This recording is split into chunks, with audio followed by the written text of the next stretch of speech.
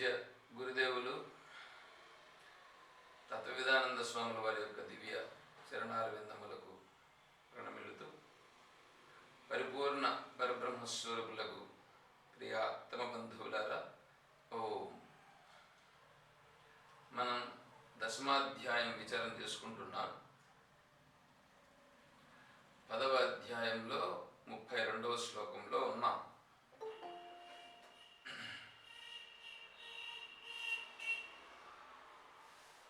అధ్యాయంలో 32వ శ్లోకంలో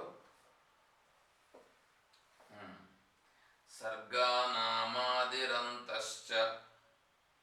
మధ్యం చైవాహమర్జున అధ్యాత్మ విద్యా విద్యానాం వాదః ప్రవదతామహం. ఇది శ్లోకం. దీనిపైన మనం విచారం చేసుకున్నాం. నిన్న ఒక ప్రశ్నతో చివరిలో ముగింపు చేసినాం. ఆ ప్రశ్న ఎవరన్నా చెప్తారా? గుర్తుందా? కనపడలేదు. వీడియో ఫుల్గా రావు.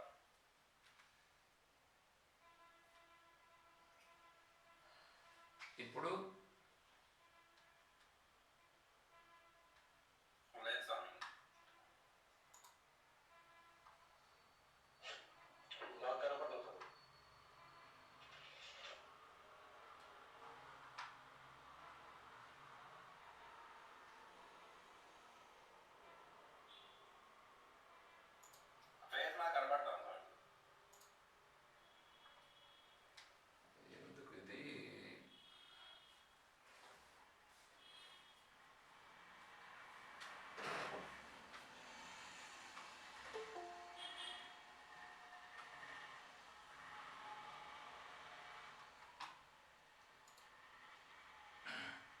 ఫేస్ మాత్రం కనిపిస్తుంది కదా ఇప్పుడు.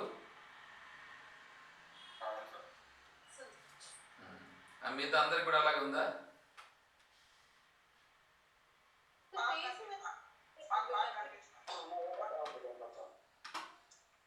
సరే ఉండనండి. నిన్న ప్రశ్నతో ముగించుండాలి. ఆ ప్రశ్న ఏమిటి అనేది ఏమన్నా చెప్పగలరా? గుర్తుందా ఎవరికైనా?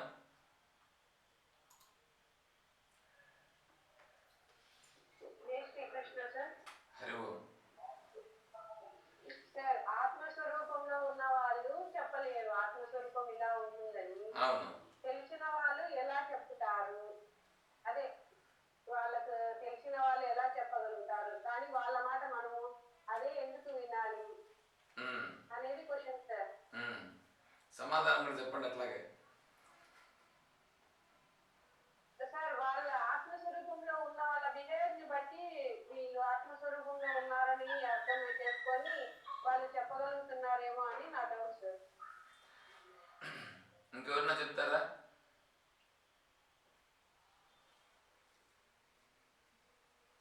సరే, మీరే చెప్పారు స్వామి ఒకసారి. ఒకసారి చెప్పినాను నేను. వెళ్ళిపోతే అలాగ చెప్పరు కానీ ఆత్మస్వరూపం చేసిన వాళ్ళు ఆత్మస్వరూపంలో ఉన్నవారే బోధిస్తారు అని చెప్పి.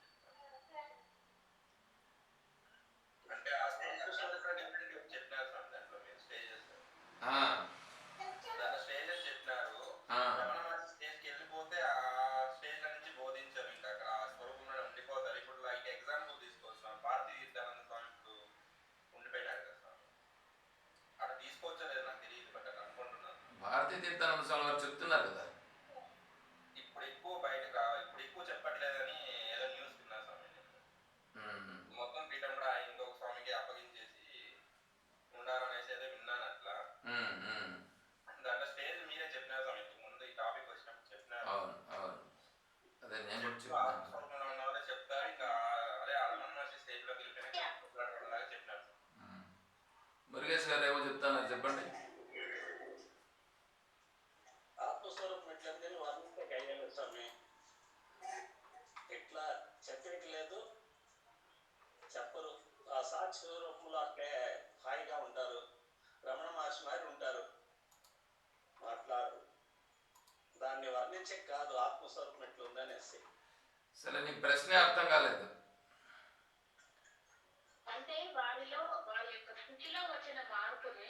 చుట్టుపక్కల ఉన్న వాళ్ళ చూసి గుర్తించగలుగుతారు సార్. అంటే ఏంటంటే వాళ్ళు గుర్తిస్తారు. అంతే. ఏమి వాళ్ళు చెప్పాల్సిన అవసరం లేదు. చెప్పాల్సిన అవసరం లేకుండానే మిగిలిన వాళ్ళు గుర్తించగలుగుతారు. ఇప్పుడు ప్రశ్న నండి. మనము నిద్రపోయేటప్పుడు ఆత్మస్వరూపంలో ఉండే ఉంటే నిద్రపోతాం నమ్మట్లేదు. ఆత్మస్వరూపం ప్రశ్న మీరు అర్థం చేసుకోండి అబ్బా. ప్రశ్న ఏమంటే ఆత్మ విచారణ అనేటువంటిది చేసేదానికి ఆత్మస్వరూప స్థితిలో బ్రాహ్మీ స్థితిలో బాగా మునిగినటువంటి వాళ్ళు, అంటే బ్రాహ్మీ స్థితి పూర్ణత్వ స్థితిలో ఉన్నటువంటి వాళ్ళు చెప్పే అంత భావన వాళ్ళకు ఉండదు. అంటే బాహ్య పరిస్థితిని, బాహ్య స్మృతిని వాళ్ళు అంత పెద్దగా పట్టించుకోరు. బాహ్య స్మృతిని పట్టించుకోరు. ఎవరు? ఆత్మస్థితిలో పూర్ణత్వ స్థితిలో ఉన్నటువంటి వాళ్ళు బాహ్య విషయాలకు ప్రాధాన్యం అనేది తగ్గిపోతుంది. బాహ్య విషయాల గురించి ఇప్పుడు పట్టించుకోవట్లేదు వాళ్ళు. ఒకటి. ఇప్పుడు వాళ్ళు చెప్తే మనకు బాగా స్పష్టంగా ఆత్మస్వరూపాన్ని గురించి బాగా తెలుస్తుంది మనకి. కానీ వాళ్ళు అంత సులభంగా పైకి వచ్చి, అంటే ఆ ఆత్మస్వరూప స్థితిలో నుంచి బాహ్య స్మృతిలోకి వచ్చి మనల్ని ఉద్దేశించి చెప్పడం అనేటువంటిది రమణ మహర్షుల్లాగా ఎవరు బయట చెప్పేది ఏమి ఉండదు. రమణ మహర్షుల వారు కూడా ఏం చెప్తా ఉన్నారు? ఏం చెప్పట్లేదు. ఎప్పుడో ఎవరో ఏమన్నా అడిగితే వారికి చెప్పాలని ఎప్పుడన్నా అనిపిస్తే అప్పుడు చెప్పేవాళ్ళు. చూడండి, అది ఇప్పుడు అట్లాంటి వాళ్ళు చెప్తే కరెక్ట్గా ఉంటుంది. అది ఆత్మస్వరూప స్థితి అనేది మనకు తెలుస్తుంది. ఓకే, బాగానే ఉంది. నేనేమంటున్నానంటే, ప్రశ్న ఏమంటే అట్లా పూర్ణత్వ స్థితిలో ఉండేటువంటి వాళ్ళు చెప్పరు. ఇప్పుడు చెప్తున్నారు అంటే పూర్ణత్వ స్థితిలో లేరు అని అర్థం. ఆత్మస్వరూపాన్ని గురించి, తత్వాన్ని గురించి చెప్పుచున్నారు అంటే వాళ్ళు ఆత్మస్థితిలో, అంటే ఆ పూర్ణత్వ స్థితిలో లేరు అని అర్థం. పూర్ణత్వ స్థితిలో లేనటువంటి వాళ్ళు స్థితిలో ఉండరు వాళ్ళు.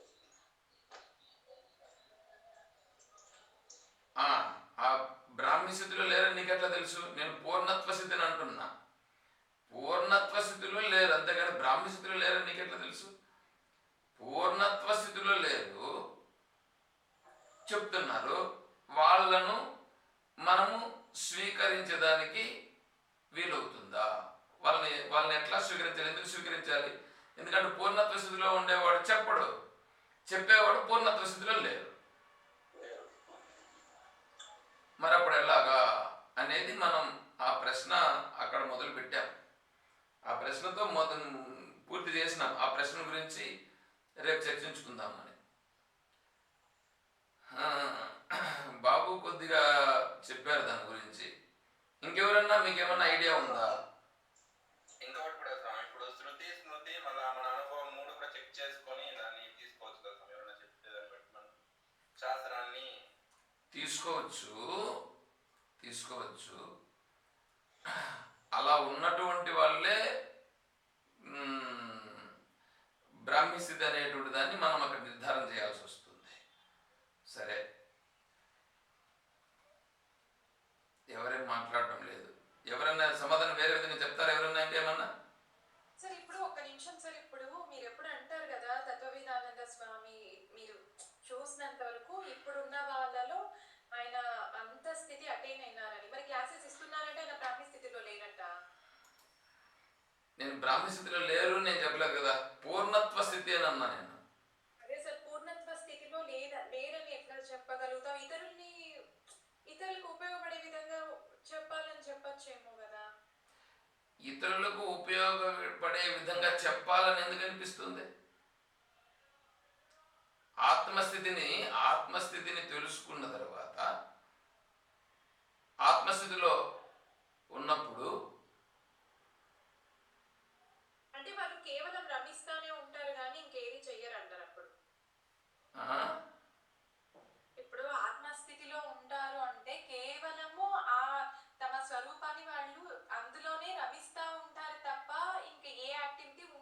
అంతే కదా. రమణ మహర్షులు వారు ఏం చేసినారు? కరెక్టే సార్. అంటే ఒక్కొక్క యోగి కొంచెం అట్లా కొద్దిగా ఏదైనా డిఫరెంట్ గా ఉంటారా? అందరూ కామన్ గానే ఉంటారా ఆ స్థితిలో ఉన్న వాళ్ళు? మీరు ఇప్పుడు ప్రశ్న వేశారు. అదే సార్, అంటే అట్లా ఓకే ఓకే, ఇప్పుడు మనం వేసిన ప్రశ్న కూడా అదే. అదే కదా, దాంట్లోనే ఉన్నాం ఇప్పుడు మనం. సరే వినండి. మామూలుగా నేను ఒకటి చెప్పనా సార్? చెప్పండి. బంధాలకు విలువ ఇవ్వకుండా తన లోకంలో తను ఉన్నప్పుడు వాళ్ళు ఆత్మస్వరూపంలో ఉన్నారు అని గ్రహించవచ్చు సార్. బంధాలకు విలువనివ్వకుండా అంటే ఉండండి గోదలక్ష్మి గారు ఉండండి. బంధాలకు విలువనివ్వకుండా అంటే బంధాల పైన వెగసి వేసాలు కూడా ఈ వీటితో వద్దు అనేసి కూడా దూరంగా ఉండిపోయే వాళ్ళు చాలా మంది ఉంటారు. అట్లాంటి వాళ్ళ మాటలు సార్ ఇప్పుడు బంధాలు అంటే అట్లా కాదు. ఇప్పుడు మనము ఒకరితో స్నేహం కానీ అదే మీరు అన్నట్లుగా వాళ్ళతో విసిగిపోయి కాదు.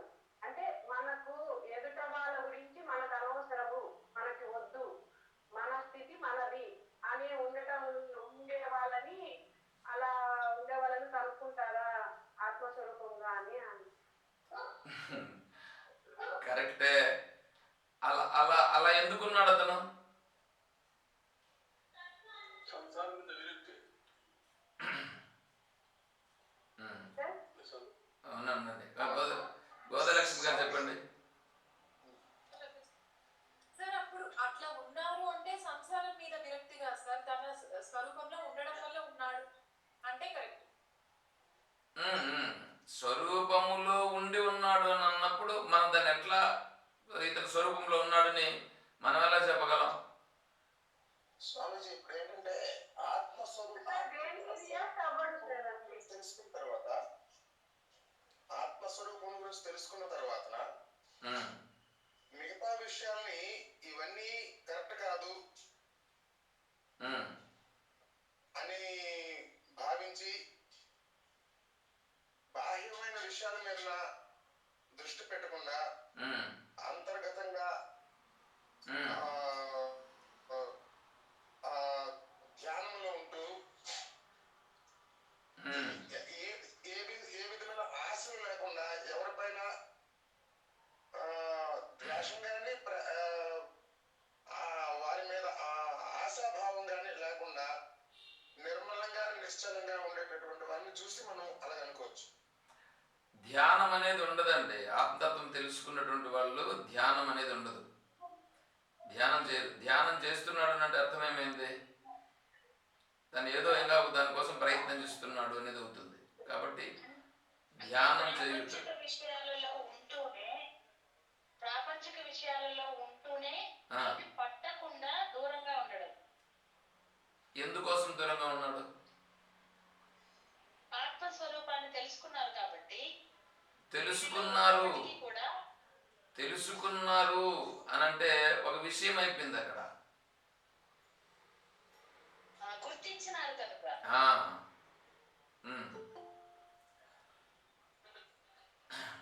దాన్ని ఇంకో డౌట్, గుర్తించినారు అన్నప్పుడు అది మనకు ఆ విషయం మనకు తెలిసిందే కదా, వాళ్ళని గుర్తించినారని చెప్పడానికి. అవును, సరిగ్గా తెలియనప్పుడు వాళ్ళ ఆ స్థితిలో ఉన్నారని ఎలా తెలుస్తుంది? అది మీరు చెప్పాలా, ఎట్లా గుర్తిస్తారు? అందుకే కదా నిన్న ఆ ప్రశ్న, అందుకే కదా నిన్న ఆ ప్రశ్నతో అందుకే అక్కడ నిలిపాము. అంటే అవును, ఇందాక బాబు అమ్మ గారు చెప్పినట్టు ఇప్పుడు భగవద్గీతలో స్థితప్రజ్ఞ లక్షణాలు చదివాము. మనకి లేకపోవచ్చు, అది అటైన్ అయిన వాళ్ళని గుర్తించగలుగుతాం కదా. వాళ్ళ బిహేవియర్ ఇంకా వేరే ఏం లేదు. ఇప్పుడు అందరు చెప్పినట్టు కొన్ని కొన్ని యాడమ్స్ ఒక పాయింట్ చెప్పారు. యాడమ్స్ అది చూస్తే తెచ్చిపెట్టినట్టు బలవంతంగా సంసారాన్ని వదిలేసినట్టుగానో కాకుండా సహజంగానే ప్రవర్తన అట్లానే ఉంటది కదా సార్. అది కాదండి, అక్కడ రాసిందే అది కరెక్టా రైట్ అనేది మనకు తెలియదుగా. అది రాశారు కాబట్టి మనం అలా ఉన్నాము అని తెలుసుకుంటున్నాం, కానీ కరెక్ట్ ఎలా ఉంటామని తెలియదు కదా. అంటే ఇంకా భగవద్గీతనే ప్రమాణం చర్చ భగవద్గీత మీదే ఉంది. మనం అందరం ప్రమాణం భగవద్గీత తీసుకొని ఆ విశ్వాసంతోనే పోతున్నప్పుడు ఇది రాసింది రైటా రాంగా అంటే ఇంకా ఆన్సరే లేదు. ఇంకా భగవద్గీతే ప్రమాణం. అక్కడ భగవద్గీత గురించి అడగట్లేదు సారు, ఆత్మస్వరూపంలో ఎవరు ఎలా ఉన్నారో అడుగుతున్నారు. ఎలా తెలుసుకుంటావు నువ్వు అని. అదే 2వ అధ్యాయంలో లక్షణాలు చెప్పారు గీతలో, అవే చెప్తున్నా సార్కి. ఆ లక్షణాలు ఉన్న వారిని బట్టి దానికి బట్టి గ్రహిస్తారు సార్. సహజంగా మనకంటే ఒక జ్ఞానం. అవును కరెక్ట్. మనకు ప్రమాణం అనేటువంటిది ప్రమాణం ప్రకారం ఉన్నప్పుడే దాన్ని మనం అక్కడ గుర్తించాల్సి వస్తుంది. సరే, నేను చెప్తానండి కొంచెం క్లియర్. ఎందుకంటే మామూలుగా ఏంటంటే సప్త భూమికలను ఉన్నాయి. సప్త భూమికలు అంటే వెంకటేశ్వర స్వామికి 7 కొండలని ఎందుకు 7 కొండలు పెట్టారు అనేవి వస్తాయి. అంటే సప్త భూమికలను ఉన్నాయి. ఈ సప్త భూమికలు తర్వాత శ్రీకృష్ణ పరమాత్మ అష్టమ గర్భంలో పుట్టాడు. ఎందుకు అష్టమ గర్భంలోనే పుట్టాడు? 5వ గర్భంలో 4వ గర్భంలో పుట్టొచ్చుగా. అంటే 7 కొండలు ఎక్కిన తరువాత కనిపించేటువంటి వాడు వెంకటేశ్వర స్వామి. 7 గర్భములు దాటిన తర్వాత వచ్చేటువంటి అంటే 8వ గర్భంలో శ్రీకృష్ణ పరమాత్మ ఆవిర్భించడం జరిగింది. ఇక్కడ అర్థమేమంటే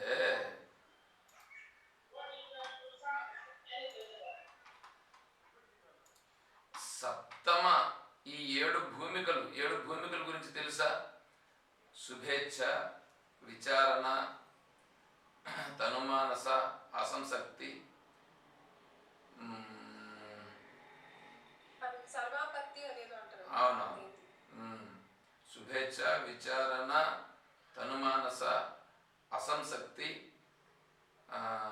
పదార్థాభావన, తుల్యగా లేదు మధ్యలో ఉండిపోతుంది. సత్వాపత్తి.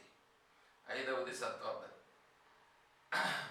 శుభేచ్ఛ, విచారణ, తనుమానస, అసంశక్తి, సత్వాపత్తి, అసంశక్తి, పదార్థాభావని, తుల్యగాని 7. ఇవి 7 భూమికలు. ఈ 4 భూమికలలో ఉన్నారు చూడండి. ఈ 4 భూమికలలో ఉన్నటువంటి వాళ్ళు ఎవరైతే ఉన్నారో వీళ్ళు ఆత్మతత్వానికి చేరేదాని కొరకు సాధకులుగా ఉన్నటువంటి వాళ్ళు. వీళ్ళకి ఆత్మజ్ఞానము లేదు. ఎవరికి? ఈ 4 భూమికల వాళ్ళకి. శుభేచ్ఛ, విచారణ, తనుమానస, సత్వాపత్తి. ఈ 4 స్థాయిలలో ఉన్నటువంటి వాళ్ళు. అంటే శుభేచ్ఛ అంటే దాంట్లో శుభేచ్ఛ ప్రాపంచిక విషయాలన్నీ కూడా అశాశ్వతమని, అల్పమని వాటి వైపు నుంచి దూరంగా వచ్చేసి ఆత్మతత్వ మార్గంలో ప్రయాణం చేస్తుంటాడు. అతను ప్రపంచంలోనే ఉంటాడు. ప్రపంచంలో ఉంటాడు కానీ ప్రపంచాన్ని గురించి పట్టించుకునే పరిస్థితి పెద్దగా ఉండదు. శుభేచ్ఛ మార్గంలో ఉంటాడు. అంటే ప్రాపంచిక విషయాల్లో తన జీవితానికి ఏం అవసరమో అనేటువంటివి చూసుకుంటూ మిగతా విషయాలను పట్టించుకోకుండా ముందుకు పోతుంటాడు. అది శుభేచ్ఛ. తర్వాత 2వ స్థాయి, ఆ స్థాయిలో నుంచి పైకి వచ్చినటువంటి వాడు విచారణ చేస్తుంటాడు. విచారణ అంటే ఆత్మతత్వ విచారణ చేస్తుంటాడు. అది 2వ స్థాయి. 3వ స్థాయిలో తనుమానస అంటే ఈ శరీరము, ఈ మనస్ అనేటువంటిది పూర్తిగా ఈ భావాన్ని పొందడానికి ప్రయత్నం చేస్తూ ఆ మనస్సు అందులో రమిస్తూ ఉంటుంది. 4వది సత్వాపత్తి. ఇప్పుడు వాడు ఏమైపోతాడంటే వాడు శాస్త్ర విషయాలు, శాస్త్రానికి సంబంధించి సాత్విక ప్రవృత్తులోకి వస్తాడు. అంటే ఈ 4వ స్థాయి వరకు సాధనాపరుడు సాధనగా ఉంటుంది. 5వ స్థాయిలోకి వచ్చేటప్పటికి అసంశక్తి అనేటువంటిది వస్తుంది. అంటే శుభేచ్ఛ, విచారణ, తనుమానస, సత్వాపత్తి, అసంశక్తి, పదార్థ భావన తుల్యగా. ఈ అసంశక్తిలో 5, 6, 7 అండి. ఈ 3 చూడండి, 5వ స్థాయి, 6వ స్థాయి, 7వ స్థాయి. దీనిలో 5వ స్థాయిలో, 6వ స్థాయిలో, 7వ స్థాయిలో ఉన్నటువంటి వాళ్ళు ఎవరైతే ఉన్నారో వీళ్ళకి బ్రహ్మజ్ఞానం అనేటువంటిది సమానం. 5, 6, 7 3 స్థాయిలో ఉన్నటువంటి వాళ్ళకు బ్రహ్మజ్ఞానము సమానం. అయితే వాళ్ళ వ్యవహారాలు డిఫరెన్స్. అంటే ఏంటంటే ఈ 7వ స్థాయిలో ఉన్నటువంటి వాళ్ళు ఎవరైతే ఉన్నారో వారు రమణ మహర్షుల వారు. 7వ స్థాయిలో ఉన్న వాళ్ళు రమణ మహర్షుల వారు. ఈ 6వ స్థాయిలో ఉన్నటువంటి వాళ్ళు తత్వవిధానంద స్వామి వారు. ఇంకా 5వ స్థాయిలో ఉన్నటువంటి వాళ్ళని గురించి మనం ఎట్లా చెప్పాలంటే వాళ్ళకి ప్రాపంచిక విషయాలలో శుభకర్మలు, అశుభకర్మలు 2 ఉంటాయి. శుభకర్మలలోనూ అశుభకర్మలలోనూ పాల్గొంటూ ఉంటారు వాళ్ళు. ఎందుకంటే వాడి ప్రారంధంలో శుభకర్మ, అశుభకర్మ రెండింటిలో పాల్గొనేటువంటి పరిస్థితి ఉంటుంది. వాడి ప్రారంధంలో ఉంది అది, అందువలన దాంట్లో ఉంటాడు. కానీ ఆత్మజ్ఞానం మాత్రం ఇతనికి ఆత్మజ్ఞానం ఉంది. కానీ అతని వ్యవహారం ప్రారంధంలో ఏంటంటే శుభకర్మ, అశుభకర్మలలో పాల్గొనేటట్లుగా ఉంది. అతను ఇంకా దాంట్లో నుంచి పూర్తిగా బయటపడిపోయేంత స్థాయికి అతను దృఢం కాలేదు ఇంకా. నెక్స్ట్ 6వ స్థాయిని మనం చూడండి. 6వ స్థాయిలో కేవలం శుభకర్మలోనే ఉంటాడు. కేవలం శుభకర్మే, ఇంక వేరే ఏమీ లేదు. అంటే ఇప్పుడు తత్వవిధానంద స్వాముల వారు ఏదైతే ఉందో వారు కేవలం ఆత్మ విచారణే ఉంటుంది. శంకరాచార్య స్వాముల వారు కూడా కేవలం ఆత్మ విచారణే, ఇంక వేరే ఇంకేం లేదు. అయితే శంకరాచార్య స్వాముల వారు ఏంటంటే 7వ స్థాయిలో ఉంటూనే 6వ స్థాయిలో వ్యవహారం చేశారు. ఇప్పుడు తత్వవిధానంద స్వాముల వారిని కూడా 7వ స్థాయిలో ఉంటూనే 6వ స్థాయిలో వ్యవహారం చేస్తున్నారు. రమణ మహర్షుల వారు ఏంటంటే కేవలం 7వ స్థాయి, 6వ స్థాయిలోకి వారు రాలేదు. 7వ స్థాయిలో ఉన్నప్పుడు వాళ్లకు శుభ కర్మలు కానీ అశుభ కర్మలు కానీ దాంట్లో ఏముండవు. శుభకర్మలు, అశుభ కర్మలు దాంట్లో పాల్గొనడం కానీ ఇంకెక్కడన్నా ఏమైనా చేయడం కానీ ఏముండదు. అయితే వాళ్ళు ఉంటారు, వాళ్ళు అలా ఉంటారు.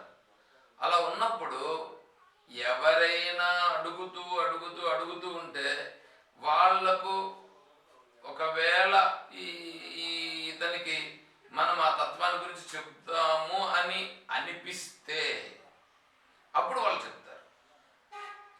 వాళ్ళు చెప్పిన 6వ స్థాయిలో ఉండే వాళ్ళు చెప్పిన, 5వ స్థాయిలో ఉండే వాళ్ళు చెప్పిన చెప్పే విచారణ ఒకటే ఉంటుంది. విచారణ ఒకటి ఉంటుంది. 7వ స్థాయిలో ఉన్నటువంటి వాళ్ళు శరీరాన్ని విడిచిపెట్టిన, శరీరం ఉండగానే వాళ్ళు జీవన్ముక్తులే 7వ స్థాయిలో ఉన్నవాళ్ళు.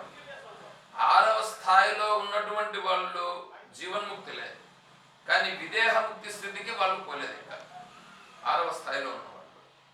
5వ స్థాయిలో ఉండేటువంటి వాళ్ళకి మళ్ళీ జన్మ కూడా రావచ్చు. 5వ స్థాయిలో ఉన్నటువంటి వాళ్ళు 5వ స్థాయి నుంచి 6వ స్థాయికి ఒకవేళ వాళ్ళు అదే జన్మలోనే మళ్ళీ వాళ్ళు ప్రయత్నం చేసి ఉండే కర్మలన్నింటినీ కూడా జ్ఞానాగ్ని చేత దగ్ధం అనేటువంటిది చేసుకోగలిగి పూర్ణత్వ స్థాయికి వాళ్ళు చేరలేకపోతే ఈ 5వ స్థాయిలో ఉండేటువంటి వాళ్ళు కూడా మళ్ళీ జన్మించేదానికి అవకాశం ఉంటుంది. 6వ స్థాయిలో ఉన్నటువంటి వాళ్ళు కూడా పొరపాటున అక్కడి నుంచి దిగజారేదానికి అవకాశం ఉంటుంది. అలా దిగజారితే వాళ్లకు కూడా జన్మ వచ్చే అవకాశం ఉంటుంది. కానీ సాధ్యమైనంత వరకు 6వ స్థాయిలో ఉన్నటువంటి వాళ్ళు దిగజారడం అనేది జరగదు. 5వ స్థాయిలో ఉండే వాళ్ళు మాత్రం దిగజారిపోయేదానికి చాలా అవకాశాలు ఉంటాయి.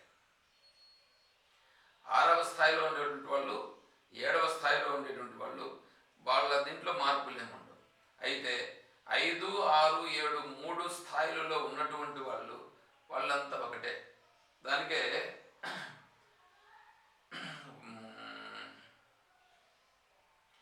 కృష్ణ భోగి సుఖత్యాగి నృపౌ జనక రాఘవ వశిష్ఠ కర్మకర్త చ పంచైతే జ్ఞానినా సమాహ అని ఈ జ్ఞానుల గురించి ఈ 5 మందిని మనకు చూపించడం జరిగింది. కృష్ణ భోగి, కృష్ణుడు భోగం, ఎప్పుడు భోగాన్ని అనుభవిస్తున్నాడు. కృష్ణ పరమాత్మ భోగములో ఉన్నప్పటికీ వారి జ్ఞానము ఆత్మస్థితిలోనే ఉంటుంది, అంటే పూర్ణత్వ స్థితిలోనే ఉన్నారు. తర్వాత శుక మహర్షి అసలు భోగం అనేది లేదు. శుక మహర్షుల యొక్క స్థితిలో భోగము లేదు. భోగము లేకపోయినా వారి జ్ఞానము కూడా పూర్ణత్వ స్థితిలోనే ఉంది. మళ్ళా జనక చక్రవర్తుల వారు, రామచంద్రుల వారు, వీళ్ళిద్దరూ రాజ్యాన్ని పరిపాలించినారు. చక్రవర్తులైనా కూడా వారి యొక్క జ్ఞానము కూడా సమానం. వశిష్ఠ మహర్షుల వారు కర్మ చేశారు. కర్మ అంటే పౌరోహిత్యం చేశారు. మామూలుగా ఆత్మతత్వ స్థితిలో, ఆత్మజ్ఞానంలో ఉండేటువంటి వాళ్ళు కర్మను చెయ్యరు. కానీ వశిష్ఠ